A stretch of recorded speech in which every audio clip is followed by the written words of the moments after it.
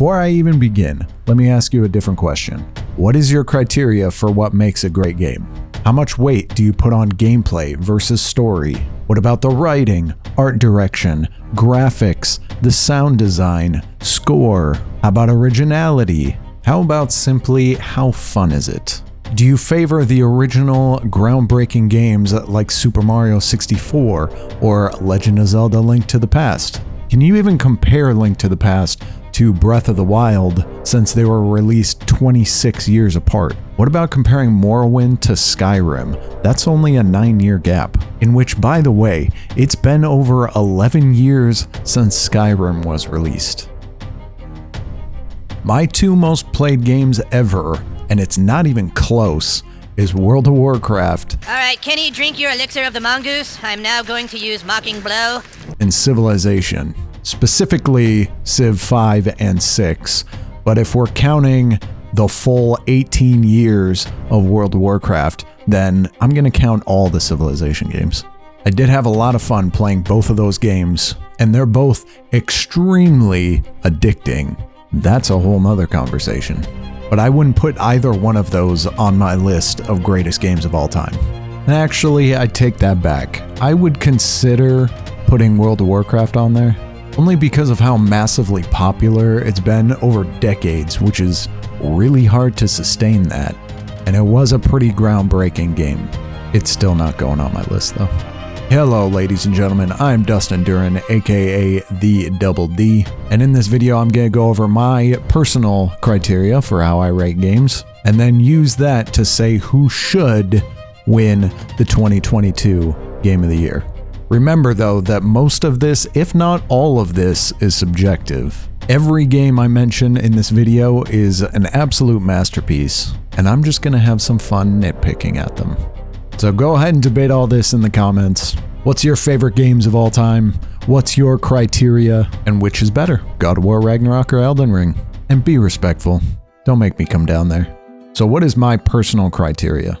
I do take into account every aspect, but honestly, I put writing, and specifically the writing of individual characters, above everything else. One of my favorite quotes is from the memeable Neil Druckmann, while he was talking to Cory Barlog.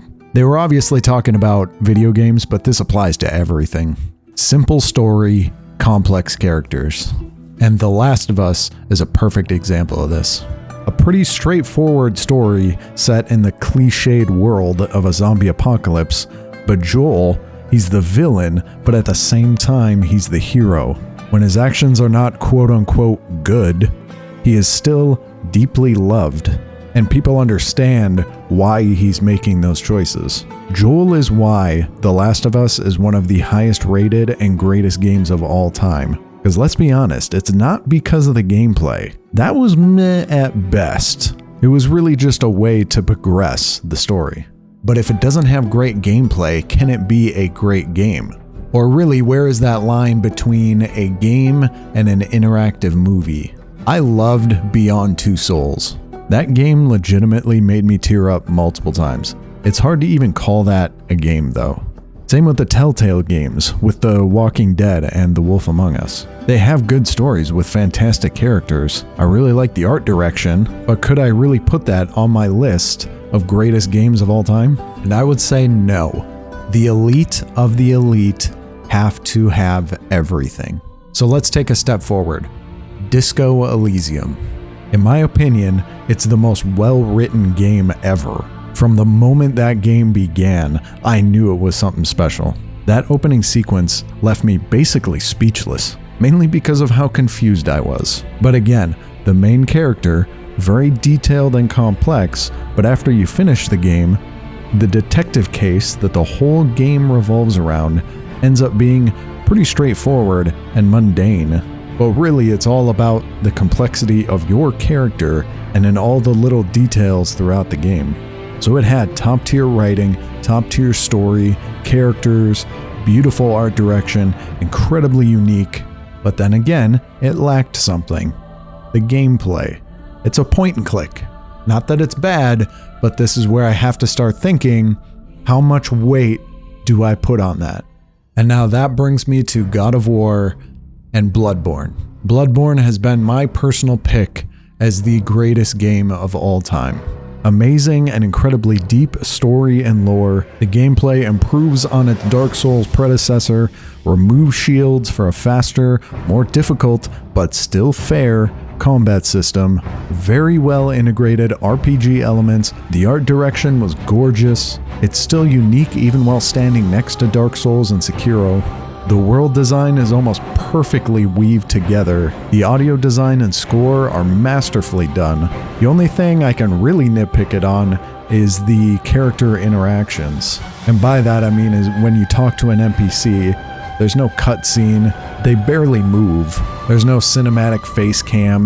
The actual conversations are pretty dull. So then I ask, how much weight do I put on that? I don't think I could ever give a game 100 out of 100, but Bloodborne is damn close. But that minor issue is something that God of War 2018 excelled at. Not only are the characters expertly crafted, their interactions together are beautifully choreographed. And it did win Game of the Year in 2018 over Red Dead Redemption 2, but what's actually kind of interesting is that they might not still believe that. IGN recently updated their list of greatest games of all time, where they put Red Dead Redemption 2 at number 8 and God of War at number 25. Other notables, they put Breath of the Wild at number 1, Disco Elysium at number 10, The Last of Us at number 17, and Bloodborne at number 19. I also want to note the IGN Greatest Games of All Time bracket that they had last year. They had fans vote for a total of over 26 million votes, where God of War won over Grand Theft Auto 5. And I actually really love that bracket. It was kind of fun to see how the voting went. And I'm bringing this up because it leads me to my question of which game should get the 2022 Game of the Year. This is a pretty similar situation to 2018. But let's go over some criteria to try to judge which game did it better. So let's actually start with audio design and score. Now this is a particularly important element to me, and it really does separate the good from the great. A little about me, I've been a multi-instrumentalist for most of my life. I have an associate in science and audio engineering, and I was a post-production audio engineer at Fox Sports before I left LA and moved to Vegas. So I take audio pretty seriously. But both of these games get pretty high marks in sound design. In Ragnarok, you can hear the weight, the swings, the throws, the pairing with the shields. But really, I think of a specific scene when Kratos and Thor first meet. Listen to the sounds both their weapons make when they set them on the table.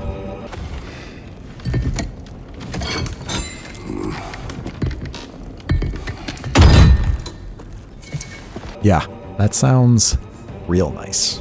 Now, Elden Ring doesn't really have cutscenes like that, but the same example can be applied to hearing the weight of the weapons. And there is so many weapons. There's also so many different environments. Like Caelid. When you go into Caelid, I don't even really know how to explain the atmospheric sounds in Caelid. It's just nasty.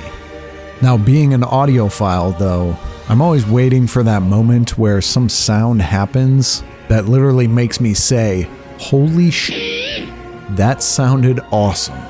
And I was really trying to think of this, and I don't think there is a point in either of these games where that happened. And again, I'm specifically talking the sound. There have been games that consistently do this though, and I'm thinking specifically Forza, Gran Turismo, and the Call of Duties. And if you go back through the years and you look at who is winning Best Audio Design, it is those three franchises. But getting back to Ragnarok and Elden Ring, they both do an excellent job, but I don't think either one of them necessarily stands out.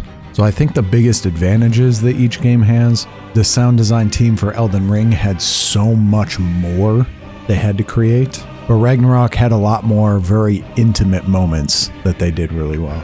So both of them were great. I don't think there's any complaints. but I think this is kind of a tie. As for the scores, they both had some pretty big shoes to fill. So Dark Souls 3, Bloodborne, and Sekiro, phenomenal scores. Also, God of War 2018, phenomenal score. However, one of these games didn't hold up to its predecessors. So I have a massive orchestral playlist, and there are 6 God of War 2018 songs on there. That's The Dragon, Valkyries, Deliverance, Salvation, The Nine Realms, and Summit. I only have one from Ragnarok, and that's The Hammer of Thor. Elden Ring, however, continues From Software's grand orchestral masterpieces. Everyone knows that intro song, but there's a lot of other standout pieces as well. Lich Dragon Fortisax, Godskin Apostles, Godfrey the First Elden Lord, and the aptly named The Final Battle. So there were 5 different composers working on the score from the From Software sound team, and these were a lot of the same composers that had worked on the previous titles. So like Tsukasa Saito, apologies if I pronounced that wrong. He was the one that composed the main theme, but he also composed much of the score from Bloodborne. And you know what, I should shout out the other 5 composers as well. They're all Japanese, so apologies again if I mispronounce their names. Shoi Miyazawa, Yoshimi Kudo, Yuka Kitamura, and Tai Tomisawa. Sorry, Bear McCreary, but the Elden Ring team got you on this one. Now to the art direction. Graphically, both are incredible. When I first saw Sindri's tree home, it did make me go, wow. And the beauty in the characters like Thor and Odin and Thrud. I mean, just from a strictly graphical standpoint, I think Ragnarok does look better. And those close-ups, everything is so intimate. And this is going to be a very common thing. Me talking about the intimacy of God of War versus the massive scale of Elden Ring. But in God of War, when the cutscenes happen, it's beautiful. But then there's Elden Ring. Just think of when you're first entering Liurnia. You're looking out at Rhea Lucaria. Think of when you're first entering Caelid or Volcano Manor, seeing Langdell. Think of going down that long elevator. You all know the one I'm talking about, and you first see the Eternal City. It's incredible. And it doesn't have as much tiny little details as God of War, but there is still a lot of detail and the armor and the weapons. And there's so much of it. Just compare the dragons of Ragnarok and Elden Ring. That's not even a competition. And there are so many really cool looking abilities too. I'm specifically thinking of the dragon lightning abilities. And then think of the characters and the different bosses. Radagon, the Elden Beast, Blythe, Meliketh, Estelle, Ronnie. How about the 2 fingers? I mean, the art in this game is freaking off the charts. So I think if we're talking strictly graphically, I think Ragnarok takes it, but this is art direction and the art style as a whole, and I give it to Elden Ring. And then let's move on to what I think is actually the easiest category to determine, and that's gameplay. And let's be honest, God of War is Dark Souls light. And again, I'm not saying anything in a bad way. God of War is still excellent, but Elden Ring is the mastery of that Dark Souls gameplay. What Ragnarok does is very good, and the cinematic finishes are really satisfying, but I don't even think it's comparable. You can build and play your Elden Ring characters hundreds of different ways. Pure magic, bleed, dragon faith, big boy with shields. It makes you want to restart again and again, because you'll see some video of someone playing some new build and you have to go and try it. And that's actually one of the very few knocks I have on God of War, is the replayability. I platinumed God of War 2018 and I never played it again. And I don't think I'll feel the need to replay Ragnarok either. And then there's the exploration side of the gameplay. Ragnarok is fairly linear. Obviously there is side areas that you can go to, but come on, is this even a question? I put around 150 hours into my first playthrough of Elden Ring just because I wanted to see and find everything, and there's still stuff I missed. There is so freaking much to find. I mean, think of all the optional dungeons. Remember that mirror dungeon where it just felt like you kept running around in circles? I mean, I'm just gonna keep saying that one word. Elden Ring is freaking massive. And then there's the whole PvP community. and all the different co-op systems? Or how about summoning the 50 different NPCs that'll die for you in 10 seconds, but you can do it? And I love the whole leaving message system that they've had basically since the start. It really does bring the community together. Is this a dog? So yeah, with the gameplay, I am including a lot of different things in it. The world design, how you get around, the RPG elements. But all of that, I don't even think it's a question. Yeah, Elden Ring without a doubt. But now let's get into the category that was hardest for me to decide. And that's the story and the writing. So with God of War, obviously, fantastic. Each of the characters are so well thought out. And I also have to give a lot of credit here to the amazing voiceover work and the motion capture. Everyone was outstanding. I don't think I can even name a single instance of one of the actors being subpar. And one of my favorite things about the story is how perfectly they have weaved Kratos and Atreus into Norse mythology while still staying as true as possible to the actual Norse mythology. I mean, the reveal of Loki in the 2018 game, that was so well done, and I honestly did not see that coming, but then all the actual Norse events playing out almost exactly like they do in the mythology, but with Kratos and Atreus being the arbiters. And specifically, their portrayal of Thor seems perfect to me. It's not the Marvel, happy-go-lucky, fun Thor. No, it's the accurately huge, drunken oaf. And then there's Elden Ring. And I still hear people say this about FromSoft titles, that there is no story or that the small story is dumb. That kind of infuriates me. But at the same time, I can't be that mad because From Software deliberately makes it very difficult to learn the story. Many years ago, though, I started searching YouTube because I wanted to learn more about the Dark Souls lore. And I stumbled on the channel called Goty Vidya. His videos are fantastic. Shout out to him. And if you want to go hardcore in-depth on Elden Ring lore, or really any of the FromSoft games, definitely check out his channel. The Elden Ring story and the lore is great. The character storylines are great. Let's use an example. Irina's questline. A blind daughter who just wants her father to come home, but once you convince him to, he's too late and she was killed by the same beasts that he was trying to get rid of in his castle, and those beasts have their own story. But then he goes mad and later on tries to kill you, and when you defeat him, he drops a Shabriri grape. You then meet another woman named Hyetta who looks exactly like Irina, who wants these Shabriri grapes, because eating them allows her to see a guiding light under Leyndell.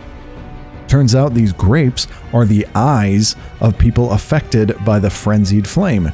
You tell her, and she's upset at first, but, you know, she thinks they taste sweet, and she has to still get to the distant light.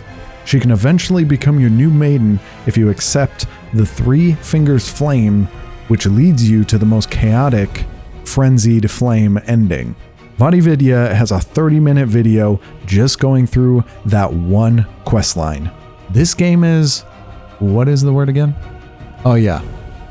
Massive. I've been going back and forth though, even as I'm writing this. It's so hard to decide, but I think I'm going to give this to Ragnarök only because I prefer the intimacy of it. But if anyone said Elden Ring, I would not disagree. And you could say too, Ragnarök does a very good job at showing you the story. And with Elden Ring, they deliberately make it very difficult to learn the story. Now finally, one last category, originality. Now God of War didn't exactly reinvent the wheel, but what it does is very, very good. The story is the big thing here for me. Even though it's still all pulled from the existing Norse stories, creating this new world that it's in, it's so well done. But you could say the same thing about Elden Ring. It also didn't really reinvent the wheel. Or did it? What is clear and amazing is how Elden Ring is the culmination of every other From Software game. Everything led perfectly to this. They took what was great from Demon's Souls, Dark Souls, Bloodborne, Sekiro, put all of it into one game, and then made it open world. They put all the best elements of their previous titles and other previous open world games and created something that clearly stands out on its own. This category has got to go to Elden Ring as well. I definitely sound like a From Software fanboy, and I definitely am. But I love God of War 2, and I'm trying to stay as unbiased as possible. But with all this taken into account, I think it's very clear Elden Ring should be the game of the year. I'm writing this a few days before the Game Awards, and it's probably going to be posted the day of, because this is a lot of freaking work. So I could wait a day to see what the Game Awards decides, but that really wouldn't change anything that I'm saying here. But this isn't to say that Ragnarök isn't a fantastic game, because it obviously is. And if you wanted to argue any of these categories, you could, and you would be right. Because let's remember, they're video games. They're pieces of art. That being said, Elden Ring is definitely Game of the Year. It sucks for Santa Monica Studios just about as much as it sucked for Rockstar Games 4 years ago. But you know who this all really sucks for? Guerrilla Games. You released Horizon Zero Dawn a week before The Legend of Zelda Breath of the Wild. And then you released Forbidden West a week before Elden Ring. You released those two games a week before quite possibly the two greatest games of all time. If you released Forbidden West a few months earlier, you definitely would have beat out It Takes Two. And if you released Zero Dawn a few months earlier, you would have beat out Overwatch. Come on, man. Your timing is really bad. But with that, I'm done. I really appreciate you watching. If you enjoyed, please like, comment, and/or subscribe. And hopefully I'll see you in the next one. Take care, everybody. Cheers.